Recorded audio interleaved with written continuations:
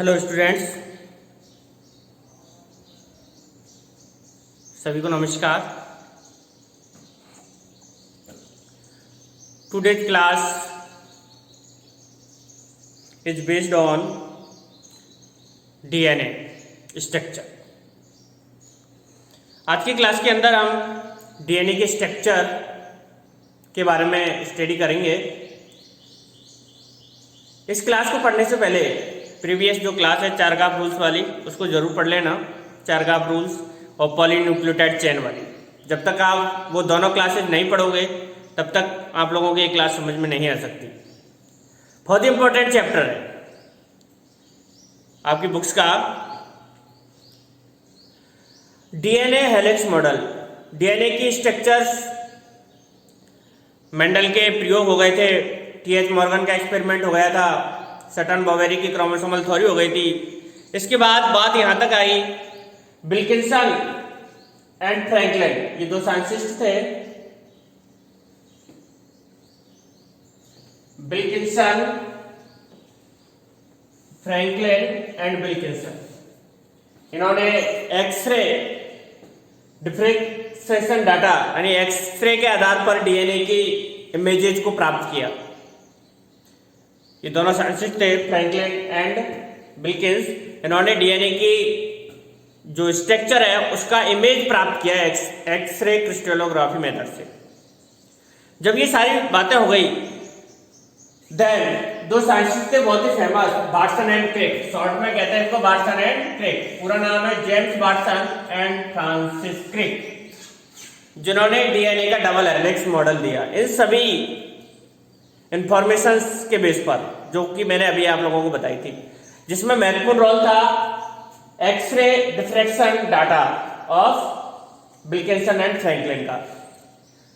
ये सारा कुछ हो गया तब बार्टसन एंड क्रिक ने 1953 में डीएनए का डबल हेलिक्स मॉडल दिया और उन्होंने डीएनए की स्ट्रक्चर के बारे में बहुत ही वाइडली और विस्तार से बताया, जिसके आधार पर हम आज डीएनए की स्ट्रक्चर को अच्छी तरह से समझ सकते हैं। एंड लेटर बाद में तीन साइंटिस्टों को, James Watson and Crick and Franklin, और चौथा साइंटिस्ट था इनके साथ विल्किंसन। इन चारों ने मिलकर के डीएनए की स्ट्रक्चर में बहुत ही योगदान दिया। और इन चारों में से बार्टसन, क्रिक एंड विल्किंसन, इनको नोबेल प्राइज दिया गया था। इनके इसी वर्ग पर। आप लोग जानते हो संसार का सबसे बड़ा प्राइज नोबेल प्राइज होता है।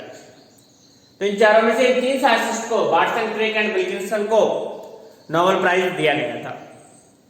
तो क्या फीचर्स थे डीएनए के स्ट्रक्चर के, वो हम यहां पर वन बाय वन स्टडी करेंगे।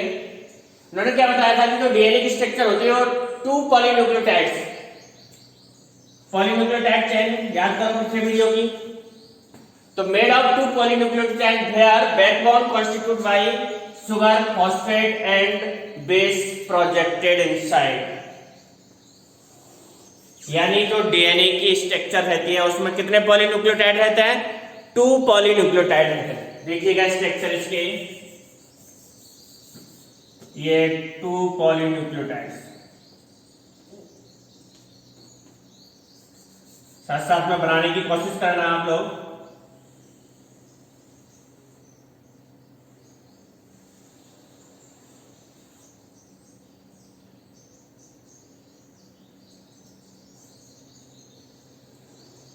डीएनए की ये टू पॉलीन्यूक्लियोटाइड चेन है।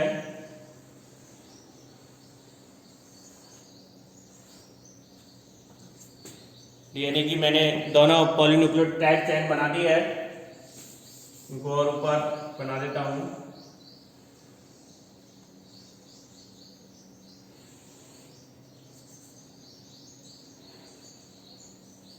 ठीक है, नीचे से शॉर्ट कर देता हूं थोड़ी सी।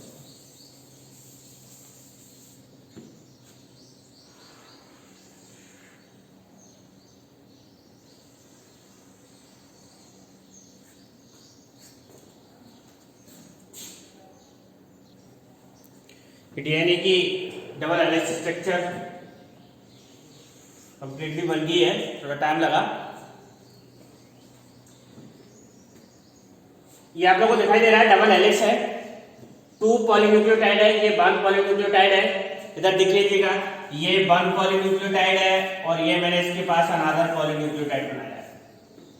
तो इस प्रकार से कितने पॉलीन्यूक्लियोटाइड है इसके अंदर, डीएनए के अंदर 2 पॉलीन्यूक्लियोटाइड चेन है। एक न्यूक्लियोटाइड चेन कैसी होती है ये हम पिछले वीडियो में पढ़ चुके हैं। The 2 chain have anti parallel, very important, कुछ टर्म है सीधा सीधा इसी से प्रश्न बनता है कि the chain both chains are anti parallel, दोनों चेन कैसी होती है एंटी पैरेलल। इट मींस इसकी पोलैरिटी, एक चेन की 3 डैश, एक चेन की पोलैरिटी 3 डैश 5 डैश है। देखिएगा ये 3 डैश, ये 5 डैश, अनदर चेन 5 डैश है, तो ये 3 डैश। इस चीज का ध्यान रखें, दोनों चेन्स की पोलैरिटी कैसी रहती है एंटी पैरेलल रहती है। दोनों चेनों की पोलैरिटी, चेन और बढ़ा दी मैंने थोड़ी सी, जिससे आप लोगों को अच्छे से क्लियर हो जाए।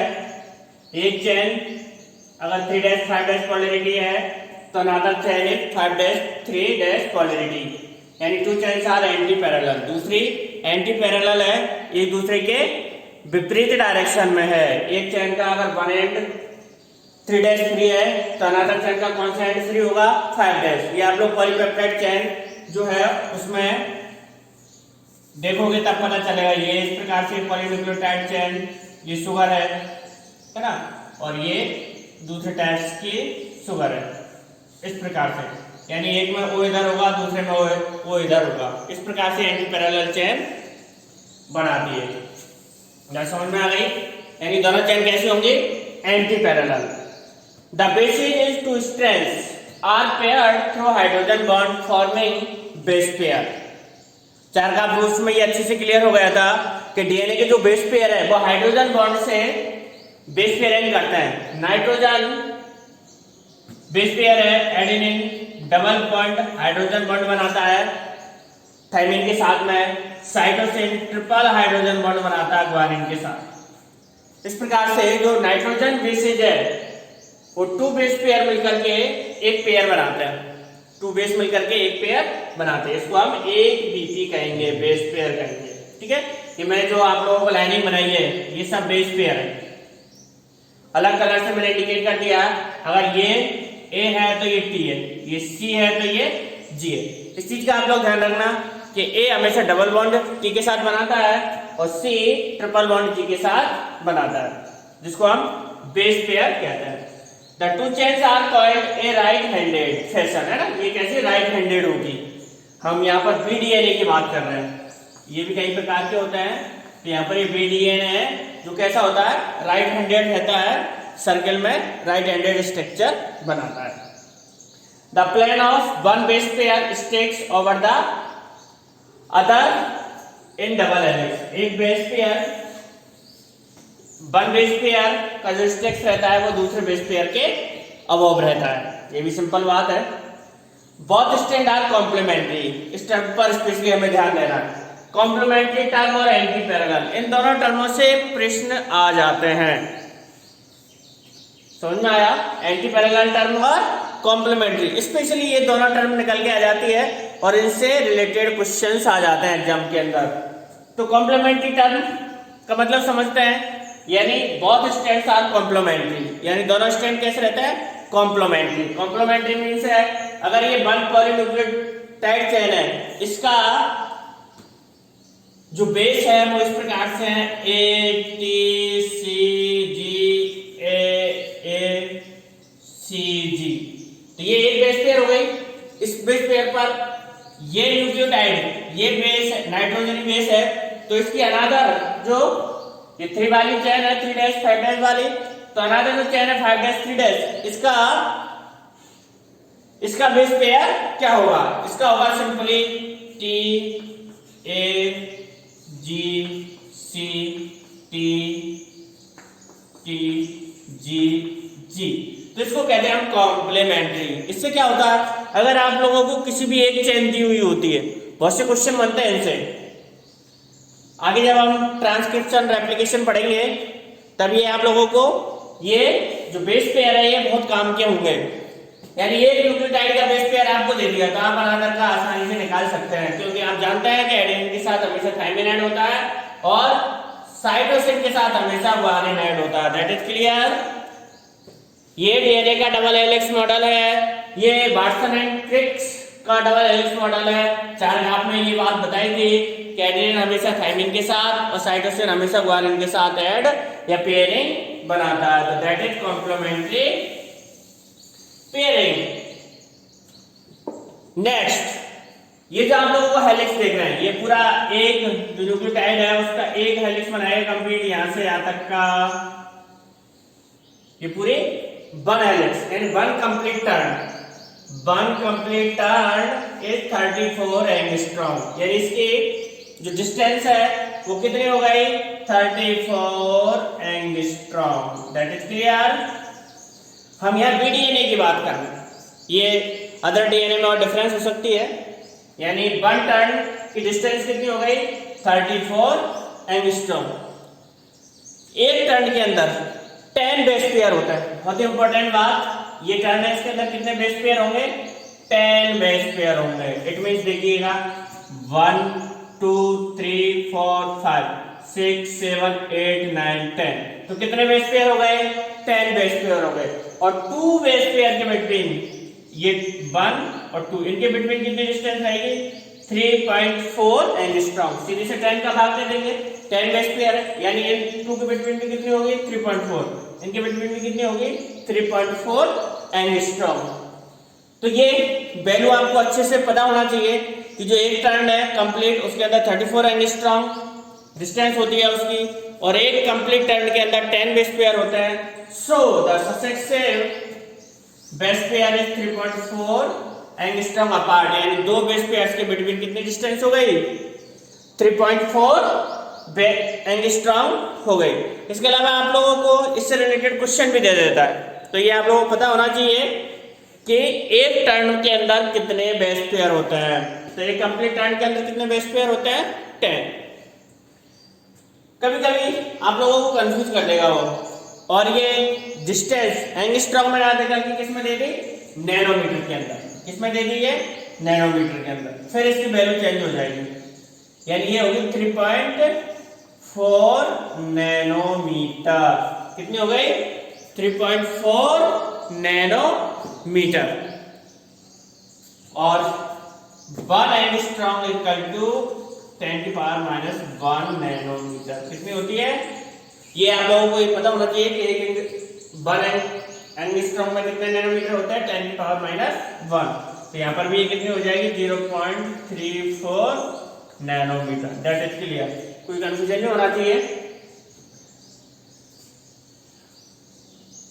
बहुत, यानी दोनों जो पॉलीन्यूक्लियोटाइड चेन है इनके बिटवीन कितनी डिस्टेंस है? 20 एंगस्ट्रॉम। इनके जो विड्थ है, चौड़ाई है इसकी, वो कितनी हो गई? 20 एंगस्ट्रॉम। एक बार फिर रिपीट कर लेते हैं। बहुत पॉलीन्यूक्लियोटाइड चेन है, इनकी विड्थ हो गई 20 एंगस्ट्रॉम। एक कंप्लीट टर्न के अंदर 10 बेस पेयर होते हैं, जिनकी डिस्टेंस टोटल 34 एंगस्ट्रॉम होती है। 2 बेस पेयर एक दूसरे से कितनी दूरी पर होता है? 3.4 एंगस्ट्रॉम। ये बहुत महत्वपूर्ण डेटा है। डबल हेलिक्स मॉडल जो दिया है डीएनए का वाटसन एंड क्रिक ने, एक बार फिर रिपीट कर देता हूं। डीएनए का वाटसन एंड क्रिक मॉडल 1953 में दिया गया था, जो कि 2 साइंटिस्ट थे, विल्किंसन एंड रोजालिंड फ्रैंकलिन। इनके एक्सरे इमेज के बेस पर था और 4 गाव रूल्स के आधार पर भी ये थी। किस आधार पर भी था ये? 4 गाव रूल्स। इन दोनों डेटा के आधार पर था। किसी भी डीएनए की संरचना में 2 पॉलीन्यूक्लियोटाइड रहती है, जो कि 2 पॉलीन्यूक्लियोटाइड रहती है और वो एंटी पैरेलल रहती है। इसका जो बैकबोन है वो शुगर और फॉस्फेट का बना होता है, और जो प्रोजेक्ट साइड में जो निकले रहते हैं इनसाइड की तरफ प्रोजेक्ट के रूप में वो बेसेज रहते हैं, 4 रहते हैं। Two chains are anti parallel, the basis two strands are paired through. ये चार कार्बोन्स में हमने अच्छे से पढ़ा कि जो बेसिस रहते हैं वो किस प्रकार से उनकी पेयरिंग होती है। नाइट्रोजन बेस पेयरों की एडेनिन थाइमिन के साथ डबल हाइड्रोजन बॉन्ड बनाता है, साइटोसिन गुआनिन के साथ ट्रिपल हाइड्रोजन बॉन्ड बनाता है। Two chains are coiled and right handed, ये चेन कैसी रहती है, right handed. The plane of a one base pair sticks over other and double helix. एक जो बेस पेयर का स्टिक्स रहता है वो दूसरे के अबव रहता है, ओवर रहता है। Next term complementary. कॉम्प्लीमेंट्री यानी जो दो पॉलीन्यूक्लियोटाइड है, अगर आपको एक पॉलीन्यूक्लियोटाइड का नाइट्रोजन बेसिस पता है तो आप अनादर नाइट्रोजनी बेसिस को कैलकुलेट कर सकते हैं। जो अनादर पॉलीन्यूक्लियोटाइड चेन है उसका क्या नाइट्रोजन बेसिस होगा। तो इन टर्मों को मैं फिर रिपीट कर देता हूं, कॉम्प्लीमेंट्री और एंटी पैरेलल। इनको अच्छे से याद रख लेना। एंटी पैरेलल मींस एक चेन अगर 3'5' है तो अनदर चेन 5'3'। ठीक है। कॉम्प्लीमेंट्री मींस अगर आपको एक चेन का नाइट्रोजन बेसिस पता है तो अनदर चेन का क्या होगा, TSGG, कॉम्प्लीमेंट्री चेन। इससे रिलेटेड क्वेश्चंस भी है। तो ये आपका डीएनए का डबल हेलिक्स मॉडल है। डीएनए की ये जो डबल हेलिक्स स्ट्रक्चर है, ये दोनों पॉलीन्यूक्लियोटाइड चेन को मैं इधर भी बना देता हूं जिससे आप लोगों को समझने में आसानी रहेगी कि ये डबल हेलिक्स मॉडल में जो न्यूक्लियोटाइड चेन है वो किस प्रकार से पेयरिंग हुई है। इसी को बनाने के लिए मैंने इधर ये पॉलीन्यूक्लियोटाइड चेन दोबारा बनाई है। वैसे ऑलरेडी हम पॉलीन्यूक्लियोटाइड चेन जब हमने डिस्कशन की तब हमने ये बनाई थी, फिर भी एक बार देख लो जिससे आप लोगों को ये डीएनए का जो मॉडल है उसमें कोई कंफ्यूजन नहीं रहे। पहला पॉइंट ये था कि पॉलीन्यूक्लियोटाइड चेन की जो बैकबोन है वो फास्फोरस और शुगर की, तो ये शुगर हो गई और शुगर के मैं नंबरिंग कर देता हूं 1 2 3 4 है ना, और यहां पर ये 5, इसकी 5 पोजीशन है। तो शुगर की 5 पोजीशन पर फॉस्फेट ऐड हो जाता है और अनादर शुगर की 3 पोजीशन पर। फॉस्फेट जो ग्रुप है फास्फोएस्टर बॉन्ड के जरिए एक चेन के 3' कार्बन पर और अनादर न्यूक्लियोसाइड के 5' कार्बन पर ऐड हो जाता है। ठीक है। इसी प्रकार से इसका ये 5' कार्बन है, तो फास्फोट ऐड हो गया। नंबरिंग में कर लेता हूं 1 2 3 4, इसके ये 3' और इधर ये 5'3। तो इसका एक एंड 3' फ्री है तो अनादर एंड कौन सा फ्री है, 5'। ये बात हमें समझने की है। ये शुगर है, शुगर के साथ जब नाइट्रोजन बेस ऐड हो जाता है 1 कार्बन पर, ये 1 कार्बन है इससे मैंने T को ऐड कर दिया और ये अनादर कार्बन है जिससे A ऐड कर दिया। दिख रहा है आप लोगों को, एडेनिन पेयर्ड विद थाइमिन। ये न्यूक्लियोटाइड हुआ है, इसका इस पे कार्बन 1 2 3 4 और ये 5'। ठीक है, ये 5' चेन हो गई। इधर ये 3', इधर का कार्बन 1। चीज का ध्यान रखना कि नाइट्रोजन जो बेस है हमेशा 1 कार्बन पर ऐड होता है और जो फॉस्फेट ग्रुप है वो 3' और 5', 3' एंड 5'। ये फॉस्फेट है 1 2 3 4 और ये 5, और यहां पर मैं दूसरा C डबल बॉन्ड G। ठीक है, ये यहां पर ट्रिपल बॉन्ड है और ये यहां पर डबल बॉन्ड है, A और T के बीच। अनादर इसका 3' है, ये फॉस्फेट ग्रुप ऐड हो गया इधर से, कार्बनिन 1 2 3 4 और ये 5'। और इधर मैं नेक्स्ट कोई भी जोड़ देता हूं, T डबल बॉन्ड A। ये दो पॉलीन्यूक्लियोटाइड चेन है, दोनों पॉलीन्यूक्लियोटाइड चेन है जो कि आपको दिख रही है। पोलैरिटी भी आप अच्छे से देख सकते हो, एक की 5 डैश है, 5 डैश 3 डैश है, और अनदर पॉलीन्यूक्लियोटाइड की 3 डैश 5 डैश है, दोनों एंटी पैरेलल हो गई। एक की पोलैरिटी 5 डैश 3 डैश है तो another polynucleotide chain is 3 dash 5 dash. And complementary, अगर वन चेन है ACT तो अनदर चेन है TCTGA। तो ये फिगर जो है आपका पॉलीन्यूक्लियोटाइड चेन का है। तो इससे आप लोगों को समझ में आ गया होगा, यही चेन, ये डबल हेलिक्स मॉडल है इधर वाला, ये इसके सिमिलर है। तो ये डीएनए का डबल हेलिक्स मॉडल है। उम्मीद करता हूं सभी को अच्छे से समझ में आया होगा। सभी को वीडियो देखने के लिए धन्यवाद। अच्छा लगे तो लाइक एंड शेयर जरूर करें। हाँ, और अभी तक चैनल सब्सक्राइब नहीं किया है तो सब्सक्राइब भी कर दें, जिससे आने वाले वीडियो का नोटिफिकेशन आप लोगों को मिल सके। अगेन सभी का धन्यवाद।